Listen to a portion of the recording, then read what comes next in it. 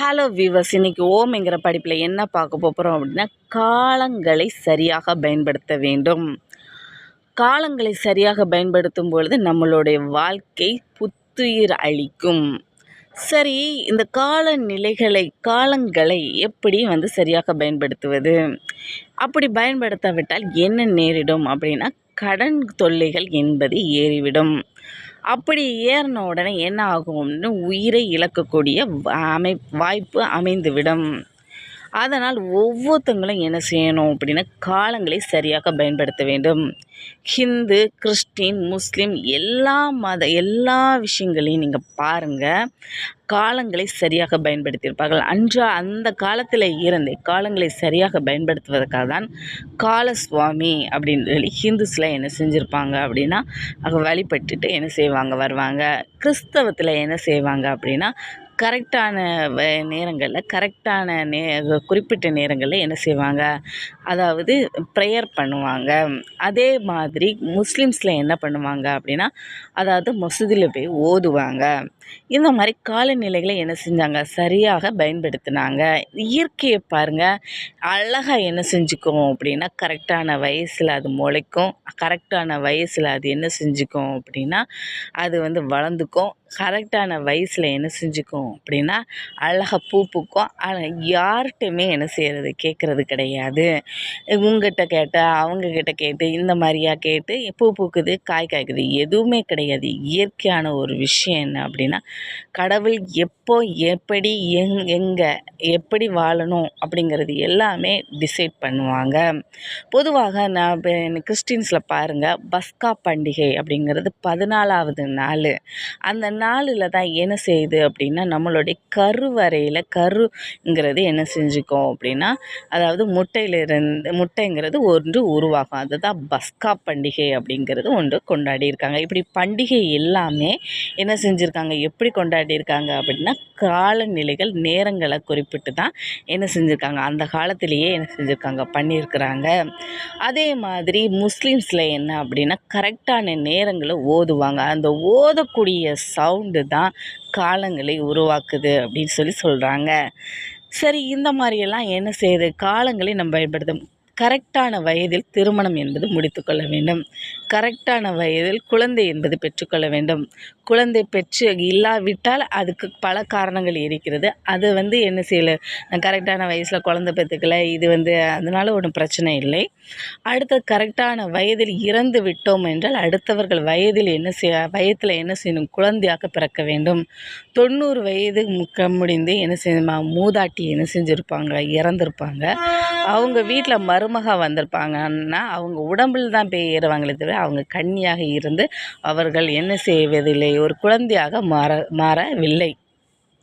காரணம் என்ன அப்படின்னா, ஒரு வித்தியாசமான ஒரு உணர்வால் என்ன செஞ்சுருப்பாங்க, அந்த வீட்டில் இருக்கிற அந்த மருமகளை என்ன செஞ்சுருப்பாங்க, கஷ்டப்படுத்தி அந்த பெண் என்ன செஞ்சாங்க, இறக்க வேண்டிய ஒரு சூழ்நிலை ஏற்படுகிறது. அதனால் நம்ம என்ன செய்யணும் அப்படின்னா, நம்மளுடைய சுமைகளை யாருக்குமே என்ன செய்யக்கூடாது, கொடுக்கக்கூடாது.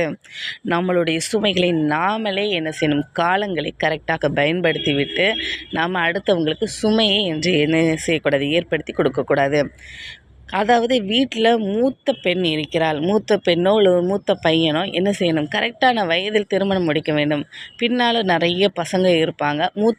மூத்த பெண், மூத்த பையன், அவங்க அப்படியே காலத்தை அப்படியே ஓட்டி ஓட்டி ஓட்டி ஓட்டி ஓட்டி ஓட்டி கொண்டு என்ன செஞ்சுருவாங்க, 31 வயசில் இந்த மாதிரி டைம்களை என்ன செஞ்சுருப்பாங்க, கல்யாண திருமணம் பண்ணியிருப்பாங்க. அடுத்தவங்க அதே இதை என்ன செய்வாங்க, அவங்களுக்கு அதே வயசு, அதே கொஞ்சம் கொஞ்சம் காலங்கள் போய் அவங்களுக்கு திருமணம் முடியாமல் நிறைய பேர் இருப்பாங்க. சில பேர் வீட்டில் சக்ஸஸ் ஆகிருக்கும், சில பேர் வீட்டில் இந்த மாதிரி ஃபெயிலியர் ஆகி நிறைய பேர் இருக்காங்க. குறிப்பிட்ட வயதில் என்ன செஞ்சுருங்க, இந்த முதியவங்க எல்லாமே கொஞ்சம் கவனமாக அடுத்தவங்களோட பின்னால் நம்மளுக்கு ஆட்கள் இருக்கிறாங்க, பின்னால் அவங்களுக்கு செய்யணும் அப்படிங்கிற ஒரு உணர்வுங்கிறது இருக்க வேண்டும். அதே மாதிரி ஒரு முதியவள் என்ன செஞ்சுருக்காங்க அப்படின்னா, அதாவது 90 வயசில் தான் இறந்துருக்காங்க. அடுத்து என்ன செஞ்சுருக்காங்க, வீட்டில் உள்ளவங்க வச்சு வச்சு கொடுத்துட்டே இருந்திருக்காங்க. அவங்க என்ன செஞ்சுருக்காங்க, அந்த மருமகளுக்கு வீட்டில் ஒரு மருமக போயிருக்காங்க. அந்த மருமகளுடைய உடலில் என்ன செஞ்சுருக்காங்க, ஏறி இருந்திருக்காங்க. அந்த ஏறி என்ன செஞ்சுருக்காங்க, உடல் நடுக்கம், உடல் ஒரு வித்தியாசமான ஒரு உணர்வு. அவங்க அதாவது ஆத்துமாக்கள் ஒரு உடலில் ஏறும் பொழுது அவங்கள சுமக்கணும். அந்த மாதிரி என்ன செஞ்சுருக்காங்க, அந்த மூதாட்டி நடந்துக்கிட்டே இருந்திருக்காங்க. கொஞ்ச நாள் கழித்து என்ன நடந்திருக்கு அப்படின்னா, அந்த பெண்ணுக்கு குழந்தை பாக்கியங்கிறது இல்லை. அந்த சமயத்தில் என்னாச்சு அப்படின்னா, அந்த பெண் வந்து திடீர்னு ஆக்சிடெண்ட் ஆகி என்ன செஞ்சுட்டு இறந்து போச்சு. இதற்கு காரணம் என்ன அப்படின்னா, இந்த மூதாட்டி என்ன செஞ்சுருக்காங்க அப்படின்னா, அவங்களுடைய உடலில் என்ன செஞ்சுருக்காங்க, ஏறி ஏறி ஏறி ஏறி உட்காந்துருக்காங்க. மூதாட்டிக்கு வயது 90 வயது இருக்கும். அந்த பெண் என்ன செஞ்சுருக்கலாம் அப்படின்னா, அந்த மூதாட்டி என்ன செஞ்சுருக்கலாம், அவங்களுடைய கன்னியாக என்ன செஞ்சுருக்கலாம், மாறி அவங்களுடைய வயிற்றில் பிறந்திருப்பாங்க. அந்த வீடு இப்பவும் சொர்க்கமாக இருந்திருக்கும். அப்படி செய்யாமல் அவங்களுடைய உடலில் ஏறி பிரச்சனை பண்ணிக்கிட்டு அந்த பெண்ணை என்ன செஞ்சுருக்காங்க, ரொம்ப கஷ்டப்படுத்திகிட்டே இருந்திருக்காங்க. அடுத்தது என்ன நடந்திருக்கு அப்படின்னா, 2வது திருமணம் என்ன செஞ்சு பண்ணி கொடுக்கும் பொழுது அந்த வீட்டுக்குள்ளே ஒரு ஆத்மாங்கிறது அவங்கள 2வது ஒரு மனைவி தான் என்ன செய்கிறாங்க, கண்டுபிடிக்கிறாங்க. இது வந்து ஒரு பாட்டி, இவங்க வந்து என்ன செய்கிறாங்க, என்னுடைய உடலில் ஏறி இருந்துக்கிறாங்க அப்படிங்கிறத கண்டுபிடிக்கிறாங்க. இந்த மாதிரி ஒரு நிகழ்வு என்ன அப்படின்னா, நான் கன்னி அப்படின்னு சொல்லும் பொழுதே, அதாவது இந்த கார்த்திகை மாதம்தான் ரொம்ப ரொம்ப ஒரு முக்கியமான ஒரு மாதம். அந்த மாதத்தில் நம்ம வந்து நம்மளுடைய மனதை, நம்மளுடைய உடலை, நம்மளுடைய எல்லா விஷயங்களையும் நாம் வந்து ஒழுங்கு நிலை கொண்டு நம்மளுடைய பக்குவம் அடையக்கூடிய ஒரு மாதம். கன்னிகள் உருவாக்கக்கூடிய ஒரு மாதம்.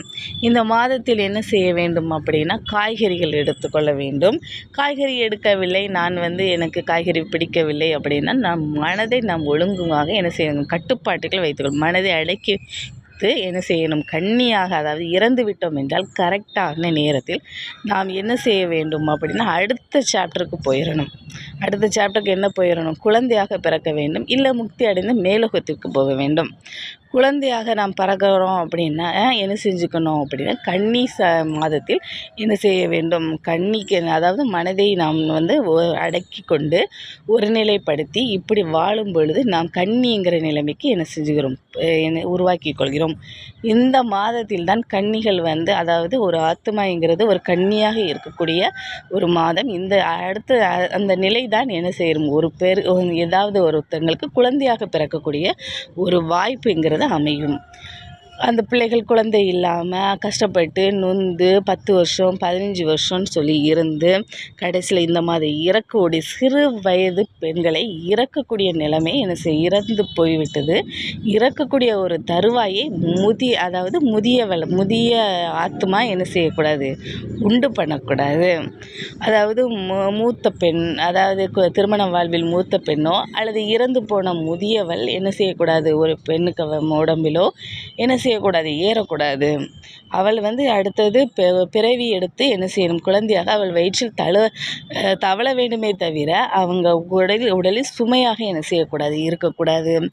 இந்த சுமைங்கிறது ஓரளவிற்கு தான் இருக்க வேண்டும். குழந்தைக்கு சுமக்கும் பொழுது அது ஒரு பயங்கர ஒரு சந்தோஷம், ஒரு பயங்கர சந்தோஷமான ஒரு நிகழ்வு. இந்த மாதிரி சுமைகள் என்ன செய்கிறோம், நம் வாழ்க்கையில் இருக்க வேண்டுமே தவிர இந்த மாதிரி, அதாவது நிறைய பேர் பாருங்கள், நிறைய பேர் வந்து ரொம்ப வலுக்கட்டாயமாக வீட்டில் உட்காந்துருப்பாங்க.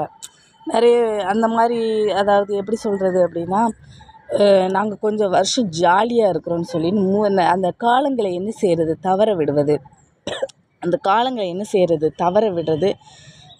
தவற விட்டு என்ன செய்கிறது அப்படின்னா, அடுத்து அது ஒரு வயதுக்கு அப்புறம் அதாவது ஒரு குழந்தை பிறப்புங்கிறதுக்கு முதலில் தேவைப்படுவது மகரந்தம் தான். அந்த மகரந்தத்தை அடுத்தவர்களிடமிருந்து கடன் வாங்கி தான் என்ன செய்ய வேண்டும், அந்த இடத்தில் என்ன செய்கிறது, அவர்கள் குழந்தையானது பிறக்கிறது. நீங்கள் இசுக்கியம்மன் கோயிலில் பாருங்கள், உயிருக்கு உயிர் தருவியா அப்படின்னா, அவங்களுக்கு காரணம் என்ன அப்படின்னா, அவங்களுக்கு காலங்களை என்ன செய்யுது, தவற விட்டு இருப்பார்கள். ஏதாவது ஒரு வழியில் என்ன செஞ்சுருப்பாங்க, தவற விட்டு ஏதாவது ஒரு விஷயத்தை என்ன செய்வாங்க, அப்போ உயிருக்கு உயிர் தருவியா அப்படின்னு சொல்லி கேட்பாங்க. அந்த உயிர் சரி நான் தருவேன் அப்படின்னு சொல்லிக்கிட்டு என்ன செஞ்சுருப்பாங்க, அவங்களுக்கு கொடுக்க முடியாத விட்டால் அவங்க என்ன செஞ்சுருவாங்க, அவங்களுக்கு தேவை அவங்களுடைய பார்வை, அதாவது இந்த நம்மளுக்கு எப்படி கோழியை ஆடெல்லாம் வெட்டுறோமோ, இதை எப்படி கசாப்பு போடலாம் அப்படிங்கிற மாதிரி அவங்களுக்கு எண்ணங்கள் ஃபுல்லாக என்ன செய்யும் அப்படின்னா, இதில் யாராவது ஒரு ஆளை கசாப்பு போடணுமே, அந்த மாதிரியே தான் அவர்களுடைய எண்ணங்கள் இருக்கும்.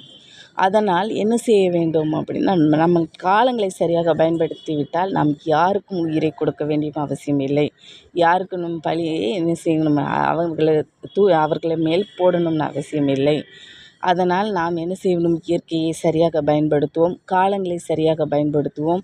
சரி விவஸ், காலங்களை எப்படி பயன்படுத்துவதுன்னு சொல்லி நான் பார்த்தோம். இன்னொரு வீடியோ உங்களை சந்திக்கும் வரை உங்களிடமிருந்து விடைபெறுவது எழிலரசி. நன்றி, வணக்கம்.